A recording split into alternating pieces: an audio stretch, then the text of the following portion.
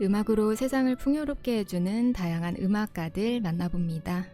마이뮤직, 마이스토리.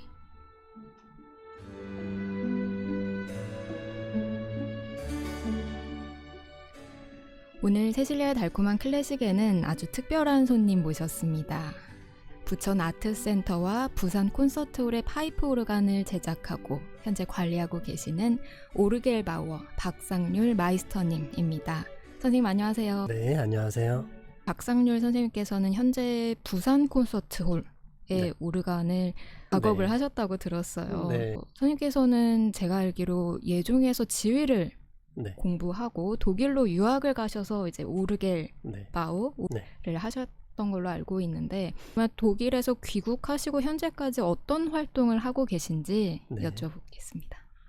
일단 독일에서 오르간 빌드 마이스터를 2018년에 제가 이제 획득을 했어요. 네. 그리고 나서 2019년에 돌아와서 양평에 또 오르간 제작하는 또 한 선생님이 계시죠. 홍성훈 선생님이신데 제가 아주 존경하는 분이십니다. 그분과 4년 같이 일하고 네. 네. 그리고 2023년부터는 이제 제가 혼자 독립을 해서 이제 오르간, 한국에 있는 오르간 관리하고 조율, 수리 등등 그런 일들을 지금 해오고 있습니다. 선생님께서는 그러면 부천 아트센터 네. 그리고 우리 이곳에 부산 네. 콘서트홀에 계시는군요. 그럼 부산에 사시는 걸까요? 아니요, 저는 서울 근교 남양주에 이제 살고 있고요. 네. 부산은 제가 한 달에 한 번씩 내려와서 조율 관리하고 공연이 있을 때는 공연 하루나 이틀 전에 와서 조율하고 공연 때까지 제가 상주하고 있습니다. 그래서 이번에는 벤자민 리게티라고 하는 스위스 이틀 전 오르가니스트 공연이 아주 성황리에 있었고요. 그래서 이번에는 또 3일 동안 제가 부산에 있으면서 조율하고 또 연습하시는 거 지켜보고 공연까지 혹시나 어떤 일이 발생할 경우를 대비해서 참관을 하게 되어 있습니다. 벤자민 리게티 스위스를 대표하는 오르가니스트가 편곡도 하시고 작곡도 하시고요. 이번에 또 본인이 편곡 작곡한 작품들도 연주를 하셨다 들었는데 어땠나요? 뭐 그들만의 어떤 DNA가 있는 것 같습니다. 물론 한국인 오르가니스트도 물론 많이 뛰어나시지만은 어떤 태생이 오르가니스트인 분들이 세계 몇몇 계시는 것 같아요. 근데 이번에 리게티도 약간 그런 어떤 충격을 받을 정도로 뛰어난 음악을 해주셨습니다. 또 다가오는 28일에도 굉장히 특별한 연주가 있죠. 네, 신동열 교수님, 연대 교수님이시죠. 그리고 한국의 악기 생황과 같이 이제 오르간 듀오와 독주회를 하실 예정이시죠. 이 생황은 저는 교과서에서만 봤는데 이 오르간과 뭐 이제 파이프를 가졌다는 공통점 외에는 잘 어울릴까 싶어요. 네, 사실 오르간은 독주악기로 이제 그 위용이 크지만 다른 악기나 노래를 반주하는 역할도 사실 어떤 본연의 임무 역할이었죠. 근데 생광이라는 악기가 얼마 전부터 굉장히 오르간과 같이 많이 연주를 하고 있는데 굉장히 잘 어울립니다. 28일 신동일 오르가니스트와 김효영 연주자의 듀오 연주도 무척 기대를 해봐도 좋겠네요. 오르겔 바우어, 어떻게 이 직업을 선택하셨는지? 네, 저는 사실 이제 음악을 합창지휘와 오르간을 공부를 했는데요. 그렇게 그 꿈을 안고 제가 독일로 갔지만은 사실은 제 취미라고 할 수 있었던 어떤 오르간 구조, 공부를 놓지 않고 있었는데 그 취미가 이제 독일이라는 어떤 오르간의 성지, 천국으로 가게 되면서 뭐 수많은 시골과 작은 성당을 가면서 오르간들을 보고 듣고 하다 보니 저도 모르게 그만 제작사를 찾아가게 되고 물어보게 되고 나 뭐 할 수 있느냐 좀 그렇게 일을 하게 시작하게 되었죠. 그렇군요. 저는 사실 선생님을 지휘자로 처음 뵙기 때문에 이렇게 오르겔 바우어가 되신 네. 라는 소식을 듣고 깜짝 놀랐는데 네. 원래 오르간에 관심이 많으셨고 네. 전공도 하셨군요. 처음 이제 오르간을 하다가 네. 군대를 갔다 와서 사실 군대에서 손가락을 좀 다쳤어요. 네. 그래서 좀 뭔가 오르간을 할 수 없는데 음악은 계속 하고 싶어. 그래서 뭘 하면 좋을까? 합창 좋아하니까 합창 해보자.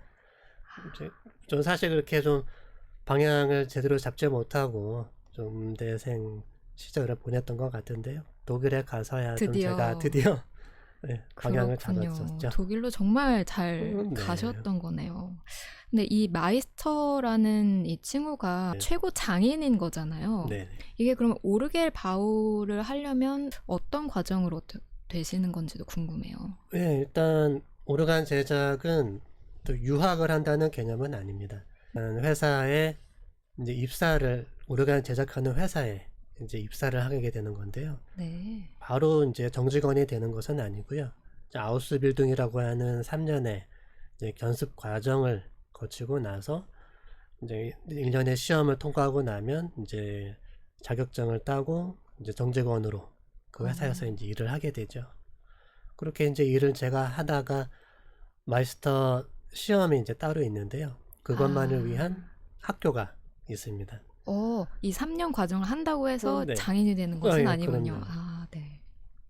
그래서 그 마이스터 학교를 또 2년 동안 회사 업무와 병행을 합니다. 네. 그렇게 해서 2년 동안 마이스터 학교와 회사를 왔다 갔다 하면서 뭐 시험도 치고요, 만들기도 하고, 그리고 졸업 시험이 있는데 그때 작은 소형 파이프 오르간을 제작하는 시험이 있어요. 만드나요? 예, 만듭니다. 그거를 시험 통과하고 또 여러 필기 시험 등등 통과하면 이제 드디어 타이틀만 제가 장인이지 뭐 제가 그렇게 뛰어난 오르간 제작자라고 전혀 생각하지 않지만 또 다행히 그런 과정은 제가 이수를 했습니다. 5년이란 시간이 네. 걸리는데 그래서 국내에서는 4번째 마이스터다. 네. 그 네 분이 같은 비행기를 타시면 절대 안 되겠습니다. 이 오르겔 바우어는 사실 독일어죠. 오르겔 바우라는 건 오르겔은 이제 오르간이고요. 바우는 영어로 하면 빌드입니다. 그래서 오르간 빌드라고 할 수 있는데요. 네. 왜 오르간을 만드는 것이 아니라 빌드라는 단어를 써서 뭐 어떤 짓다, 건축하다를 왜 쓰는가 하면 오르간이라는 거 굉장히 크기 때문에 손으로 뚝딱뚝딱 만들 수 있는 게 아니라 뭐 하나의 집을 짓는 것처럼 오르간 속으로 들어가야 되는 아주 큰 제작 과정이죠. 그래서 그렇게 큰 과정과 긴 제작을 거치고 나면 이제 관리하는 데에도 굉장히 많은 시간과 노력을 쏟아야 됩니다. 네. 그래서 부산 콘서트 오르간 같은 경우에도 길이와 크기, 높이가 어마어마합니다. 그러니까요. 예, 내부로 들어가면 이제 3층으로 되어 있고 모든 파이프 4,000개가 넘는데요. 네. 그 모든 파이프를 들어가면서 소리를 듣고 관리를 해야 되기 때문에 제가 한번 내려오면 8시간 정도 하루 완전히 그 업무에 집중을 해야 됩니다. 그렇군요. 파이프 하나하나마다 하나의 음만 낼 수 있는데요. 네. 4,000여 개의 파이프가 제각각 하나의 소리만 냅니다. 그래서 4,400명의 사람이 하나의 벨을 들고 있는 것과 똑같아요. 그래서 연주를 할 때 그 모든 파이프들을 이제 직접 연주자가 컨트롤하고 음색을 선택해서 연주를 하게 되는 거죠. 4,000명의 오케스트라를 마치 그렇습니다. 연주하는 것 같네요. 저는 처음에 이제 베를린으로 가서 제작 회사들을 좀 컨택을 했습니다. 이미 그때 시작을 하셨군요. 그래서 그 중에서 베를린이 저희가 이제 있어 보면 아시겠지만 이제 굉장히 어둡고 날씨가 그래서 저는 가장 남쪽에 있는 프라이부르크라는 도시를 찾아갔어요. 네. 딱히 별다른 이유는 없었습니다. 저는 그냥 따뜻한 곳에 가고 싶었어요. 그래서 프라이부르크에 있는 슈페트 오르겔 바우라는 회사에 이제 들어가게 되었던 거죠. 그렇군요. 이 오르겔 바우에 관심이 있는 혹은 관심을 가질 분들도 계실 것 같은데 어떤 자격 요건이랄까요? 그런 것들이 있을까요? 아니요, 딱히 그렇지 않습니다. 독일에서도 저희 회사에 한 20명 정도의 직원이 있었는데 그 중에 음악을 즐겨 듣고 연주를 하는 사람은 절반도 되지 않았어요. 오. 일반적인 젊은 친구들은 그냥 락 음악, 뭐 여러 가지 아, 힙합 음악을 정말요? 좋아하고요. 오르간 음악은 뭐 쳐다보지 않는 친구도 사실 많은데요.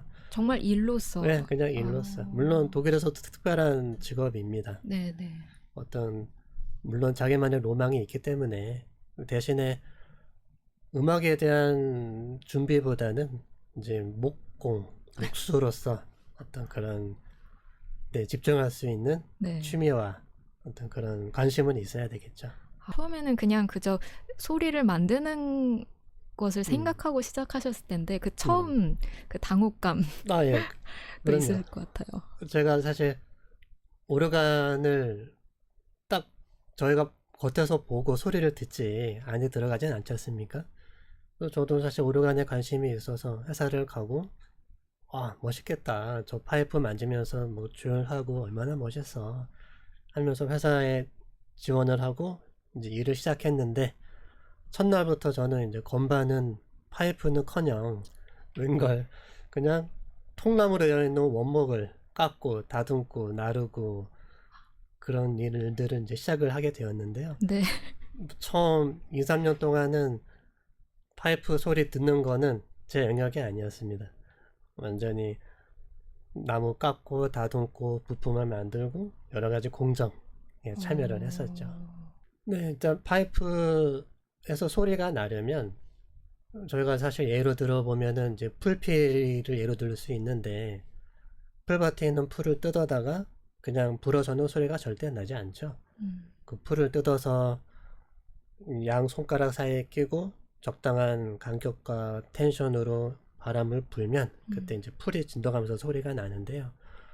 그렇게 소리를 나게 다듬는 것을 이제 저희가 보이싱이라고 합니다. 네. 그러니까 보이싱이 나기까지 바람을 공급해주는 또 파이프가 서게 해주는 또 건반을 누르면 파이프까지 그 연결 동작을 전달해주는 여러 장치들 이 모든 것이 준비가 끝나고 나면 이제 파이프 소리가 나게 하는 보이싱을 할 수 있게 되는 거죠. 그래서 보이싱은 회사에서 1차적으로 일단 진행을 하고요.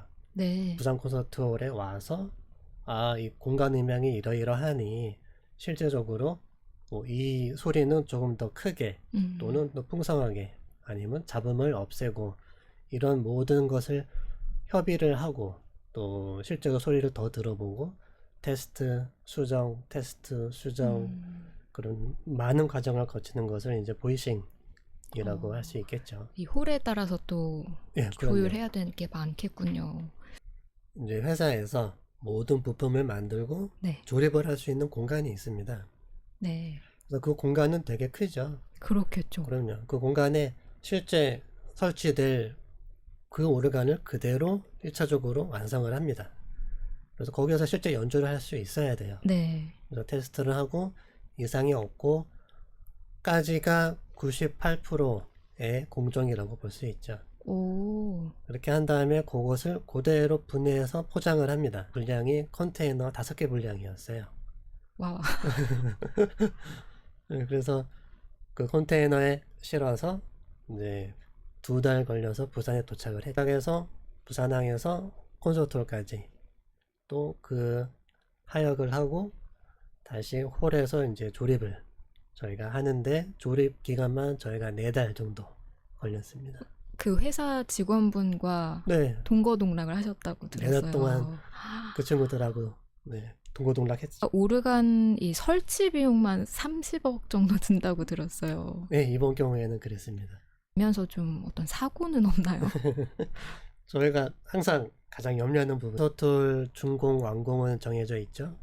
그 전까지 완공을 해야 되기 때문에 사실 저희가 모든 안전장치 보험이나 여러 가지를 하지만 특히 이번 경우에는 수에즈 운하를 통해서 왔는데 네. 사고가 있었는지 그때 굉장히 교통 정체라고 해야 되겠죠. 수에즈 운하에서 정체가 굉장히 오래되었어요. 네. 근데 다행히 통과하고 그때부터 이제 배가 아주 좀 과속을 한 것 같은데요. 생각보다 다행히 많이 늦지 않게 부산에 도착을 사고 없이 도착을 했습니다. 네, 오늘은 국내 4번째 오르겔 바우어 박상률 마이스터님과 함께 하고 있습니다. 작년에 롯데 콘서트홀에서 네. 메르켈 지휘로 네. 이 곡을 들었는데 그때 오르간 주자가 오르간에 있지 않고 무대로 내려와서 연주를 하더라고요. 직접 연주를 하시는 연주도 있고 이런 차이점, 이유 등이 궁금한데요. 네, 파이프 오르간은 사실 굉장히 복잡한 전통 악기이자 현대 기술의 집합체라고 할 수 있는데요. 네. 롯데 콘서트홀이나 부산같이 큰 오르간은 이제 연주대 콘솔이라고 하는데요. 이 콘솔이 두 개가 있습니다. 하나는 이제 오르간에 직접 붙박이로 고정되어 있는 이제 기계식 붙박이 콘솔. 또 하나는 무대에서 자유롭게 이동하면서 연주할 수 있는 전기식 이동식 콘솔인데요. 붙박이로 되어 있는 콘솔은 이제 기계식 건반을 누르면 건반과 파이프가 직접 어떤 와이어와 어떤 나무 장치를 통해서 연주자가 파이프가 지금 소리가 난다 라는 걸 인식할 수 있을 만큼 네. 어떤 직접적인 컨택이 있는 피아노처럼. 콘솔이, 그렇죠. 피아노가 언제 해머가 현을 때렸는지에 대한 느낌처럼 그런 느낌이 있는 콘솔이 있고요. 저번에 이제 보셨던 그런 연주는 이제 콘솔이 무대에 설치가 되는데 그러면 이게 소리가 어디서 나는 거야? 라고 많이 여쭤보시는데 사실 원리는 똑같습니다. 네. 파이프 밑에 있는 밸브를 연주자가 직접 어떤 와이어를 눌러서 밸브를 직접 당기느냐 아니면 무대 위에서 어떤 데이터 전기 신호를 통해서 그 밸브를 어떤 기계적 장치가 당겨주느냐. 소리는 똑같습니다. 바람과 파이프는 이미 다 고정이 되어 있고 그 외에는 소리가 날 어떤 다른 장치가 없기 때문인데요. 아니면 터치감도 좀 다를 것 같기도 하고요. 그럼요. 터치는 다를 수밖에 없습니다. 기계식은 직접적인 터치감이 있지만 이제 전기식 콘솔 같은 경우에는 저희가 흔히 디지털 피아노나 신디사이저처럼 누르다 보면 언제 소리가 이렇게 낮았습니까? 전기식 콘솔도 마찬가지로 저희가 물론 세팅을 기계식 콘솔 못지않게 하지만은 그래도 어쩔 수 없이 이제 어떤 좀 인위적이라고까지는 할 수 없지만은 좀 기계식 콘솔과는 다른 이질적인 터치감은 있죠. 약간 연주자 입장에서는 조금 답답할 것 같아요. 그럴 수도 있지만은 제가 이렇게 여러 번 제가 질문을 합니다. 어느 콘솔이 더 연주하시기에 좋냐? 근데 꼭 정해져 있지는 않습니다. 기계식 콘솔을 좋아하시는 분도 계시고요. 전기 콘솔을 좋아하는 분도 계셨어요. 역시 장인은 도구를 탓하지 않는군요. 근데 아무래도 지휘자나 이제 오케스트라와 함께 할 때 좀 이 컨택하는 거는 훨씬 더 수월할 것 같아요. 네, 거리감도 맞습니다. 그렇고 장단점이 있다. 네. 그럼 그거는 지휘자나 연주자의 선택인 거죠? 네, 맞습니다. 특히 생상스 이번 교향곡 같은 경우에도 지휘자 옆에서 오르가니스트가 네. 이제 연주를 할 때도 있지만은 연주자나 지휘자가 원하면 저 멀리 있는 네. 기계식 콘솔에서 연주하는 것도 가능합니다. 기계식 콘솔 위에는 이제 큰 거울이 달려 있는데요. 그렇죠. 그 거울을 뒤로. 보면 그 뒤로 네. 지휘자를 볼 수 있죠. 볼 수 있지만 아무래도 거리감을 무시는 못하지만 또 장점도 있고 그렇군요. 사실 오르간은 기원전 발명된 아주 오래된 악기인데요. 이제 개발이 되고 발전이 된 시기는 사실 바로크 시대로 볼 수 있는데 그 당시에는 비냐드 스타일의 콘서트홀은 없었죠. 네. 이제 전통적인 방식의 교회 성당이었는데 때문에 오르간은 보통 그런 성당 교회의 뒷부분 그러니까 2층 발코니 부분에 많이 설치가 되었죠. 그렇게 되면 이제 많은 잔향 시간, 뭐 심한 곳은 5초, 7초까지 소리가 남는 그런 성당이 있는데 그런 곳은 사실 저희 오르간 소리에 아주 적합한 곳입니다. 때문에 이제 저희가 비냐드 스타일의 콘서트홀을 오르간에 적합하다라고 할 수는 없지만은 이제 다양한 악기와 오케스트라 무대에 집중하는 이런 스타일의 콘서트홀은 사실 파이프 오르간이 어디에 위치를 하든 그 오르간에 이제 집중이 되는 것은 아니에요. 네. 왜냐하면 무대에 오르간이 있지 않기 때문이죠.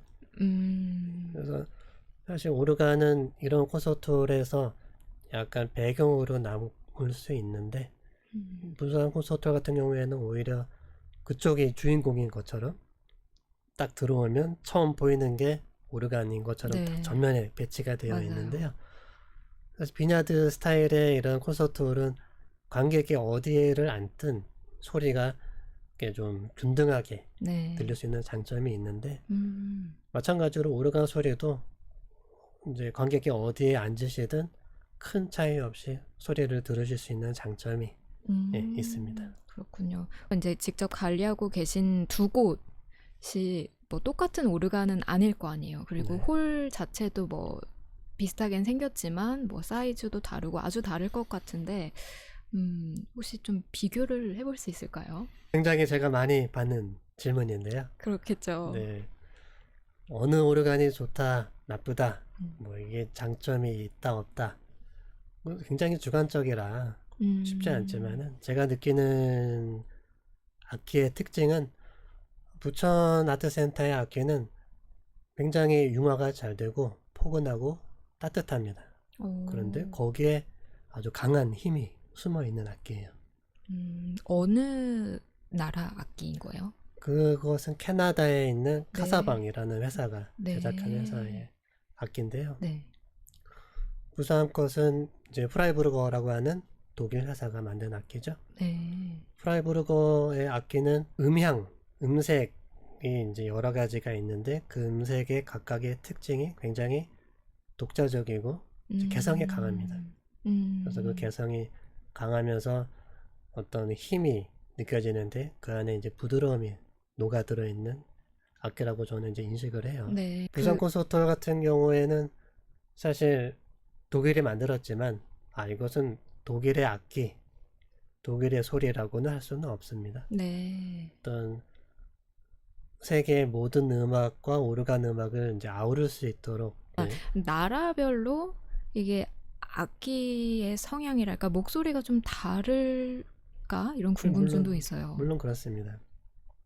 사실 오르간은 이제 바로크 시대에 이제 많이 발전을 했는데요. 그 당시에 독일을 말씀드리자면은 뭐 예를 들어서 북부 독일 그때는 이제 무역을 통해서 굉장히 많은 부를 축적을 했죠. 그 지역이. 그리고 루터교가 많이 발전을 한 곳입니다. 그래서 그 모든 것들이 어우러지면서 오르간을 교회, 성당에 아주 크게 짓게 되는 어떤 역사적인 배경이 있는데요. 이제 그 당시에는 독일의 오르간은 어떤 악기, 오케스트라를 흉내낸다기보다는 그냥 오르간 자체의 그런 파워, 힘이 점점 쌓여가면서 성당이라는 공간을 오르간 고유의 소리로 가득 채우는 그 당시에 오르간 이제 음악이라고 하면 이제 바흐 이 음악을 들 수 있는데 그런 음악을 연주할 수 있도록 이렇게 발전을 했는데 프랑스는 방향이 달랐습니다. 낭만 시대에 이르러서 프랑스는 이제 강렬한 오케스트라의 음향을 때로는 압도할 수 있는 오르간을 만들기를 원했어요. 네. 게다가 당시의 작곡가들 비도르나 생상스건 이런 큰 오르간을 사용해서 오케스트라에 버금가는 오르간 심포니라는 곡을 많이 작곡을 했죠. 때문에 프랑스는 강렬하고 화려하고 어떤 그런 색깔이 있지만은 이제 현대에 이르러서는 회사들이 독일에 있다고 해서 또는 프랑스에 있다고 해서 나는 꼭 프랑스 악기를 만들 거야 그렇지는 않습니다. 네, 프랑스 악기라고 한다면 우리가 앞서 들었던 생상스의 음악을 좀 생각해 보면 되겠네요. 네, 그렇습니다.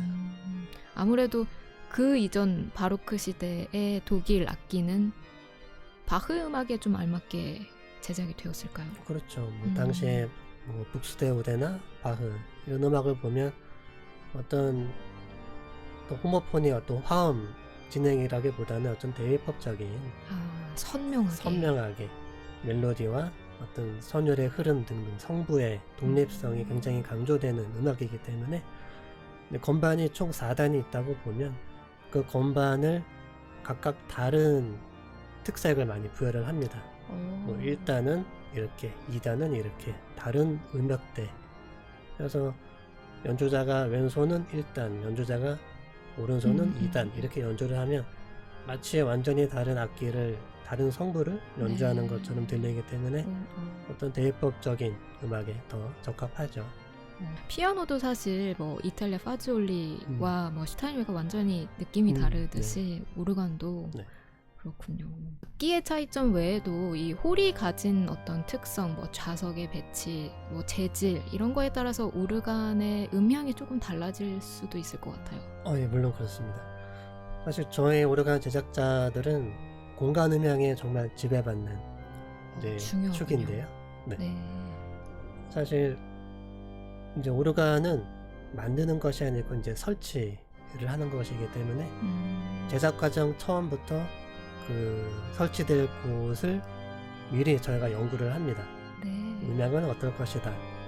미리 예측해서 제작을 하고 실제로 설치할 때 저희가 모든 것을 예측할 수는 없기 때문에 네. 이제 설치하면서 위치별로 다르네, 뭐 저음이 잘 안 들리네, 고음이 너무 크다, 날카롭다 등등 모든 것을 종합을 하죠. 그래서 오르간에 적합한 뭐 좌석의 배치, 뭐 재질, 뭐 반사판, 흡음 이런 것 저희가 요구하진 않습니다. 저희가 맞춰서. 맞춰서. 그렇군요. 오르간에는 이제 스탑이라고 하는 명칭이 있는데요. 이 스탑이라는 것은 하나의 음색을 얘기할 수 있습니다. 예를 들면 오케스트라에서 바이올린, 첼로, 트럼펫 이렇게 악기가 구분되듯이 오르간에도 음색이 있는데 그 음색 스탑 이름이 마찬가지로 플룻, 트럼펫, 바순, 오보에 이런 식으로 오케스트라 악기를 흉내내는 그런 음색 스탑이라고 하죠. 스탑도 많이 있는 반면에 프린치팔, 옥타브, 믹스처라고 하는 오르간 고유의 강한 소리를 내는 스탑도 존재하죠. 네. 그래서 부산 콘서트홀에는 이제 64개의 스탑이 있는데요. 64개의 스탑이라고 하는 것은 쉽게 얘기해서 64개의 악기가 있다. 이제 건반이 61건이 있습니다. 피아노는 88건이죠. 네. 61건이 있다는 것은 한 스탑당 최소 61개의 파이프가 있다는 뜻인데요. 네.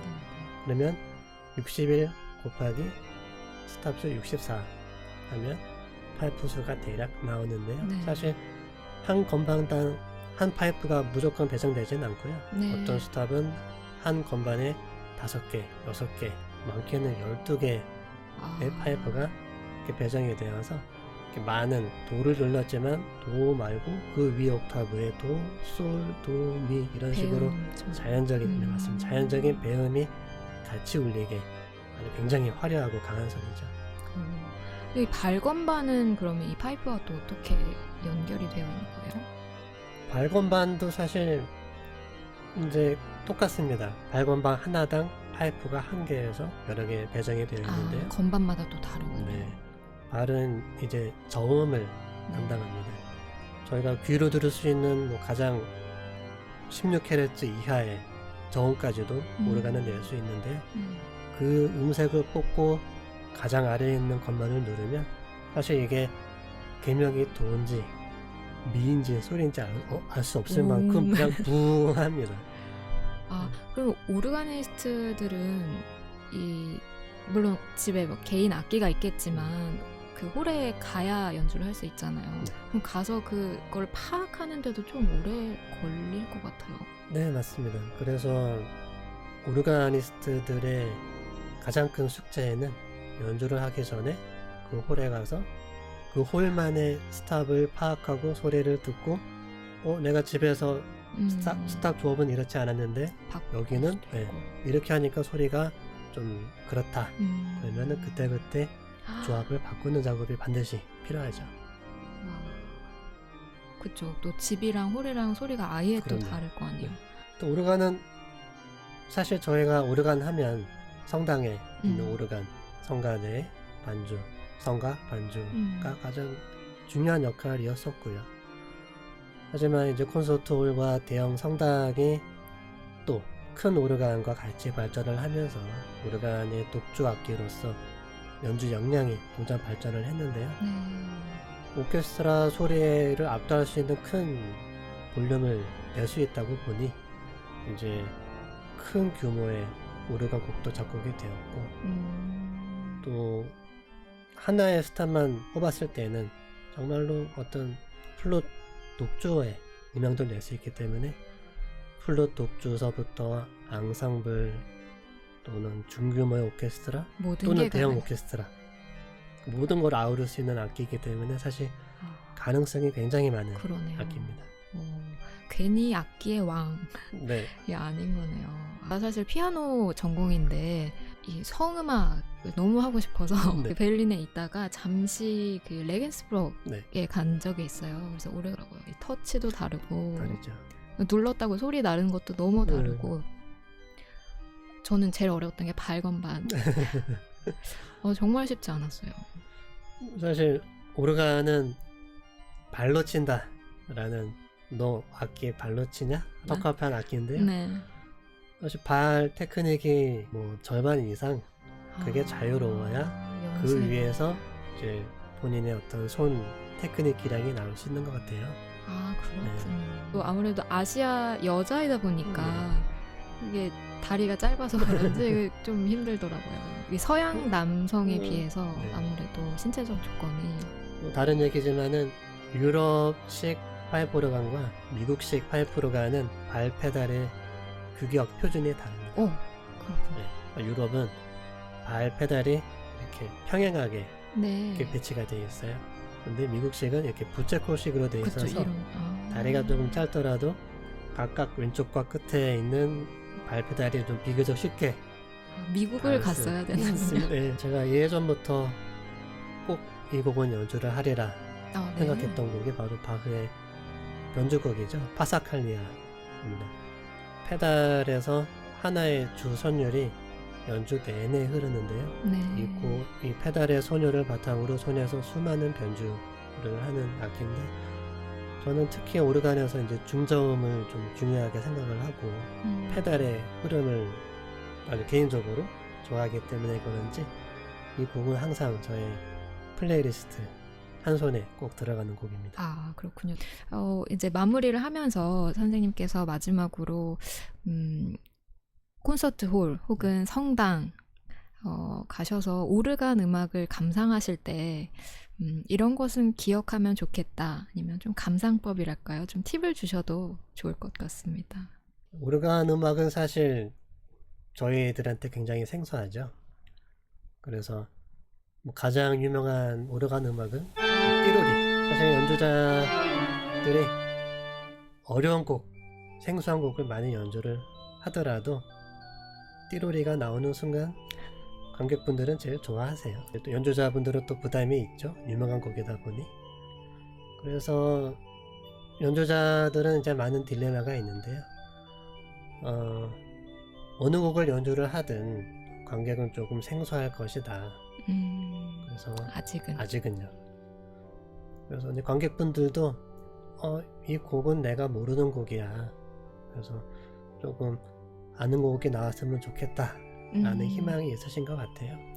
근데 그것보다는 이제 오르가니스트가 어떤 음색을 뽑고 선택하고 조합을 하고 연주자가 이런 멜로디 흐름이나 이런 분위기에서 아주 뭐 작고 또는 부드러운 어떤 온화한 음색과 볼륨을 사용을 하는지 또 언제 볼륨이 커지고 막 심장과 머리를 쭈뼛쭈뼛 서게 하는 큰 소리를 내는지 그 연주자가 굉장히 바쁘게 움직이거든요. 네. 손뿐만 아니고 이제 스탑을 바꾸는 여러 장치들을 분주하게 이제 사용을 할 텐데 그때마다 소리가 어떻게 바뀌는지 또 연주자가 손을 누르고 뗄 때 그런 잔향도 굉장히 신경을 많이 씁니다. 네. 그래서 그런 직접 눈으로 보면서 소리가 이렇게 바뀌는구나, 하나의 오케스트라를 이제 지휘를 하고 있구나 라는 그런 느낌으로 눈으로 감상을 하시면은 더 많은 재미를 느끼실 수 있을 것 같으네요. 그렇군요. 눈으로 그리고 특별히 귀로 이 소리에 집중을 좀 예민하게 어떤 소리를 만들어내는지 어떤 소리가 반사되는지 그런 걸 집중하다 보면 꼭 띠로리가 아니더라도 오르간 음악을 좋아하시고 잘 그럼요. 알게 되실 것 같고 오늘 이렇게 박상률 오르겔바우어 마이스터 선생님과 오르간 이야기 깊이 있게 다뤄봤습니다. 그러면 바흐 음악 들으면서 선생님과 인사 나누도록 하겠습니다. 선생님 감사합니다. 네, 감사합니다.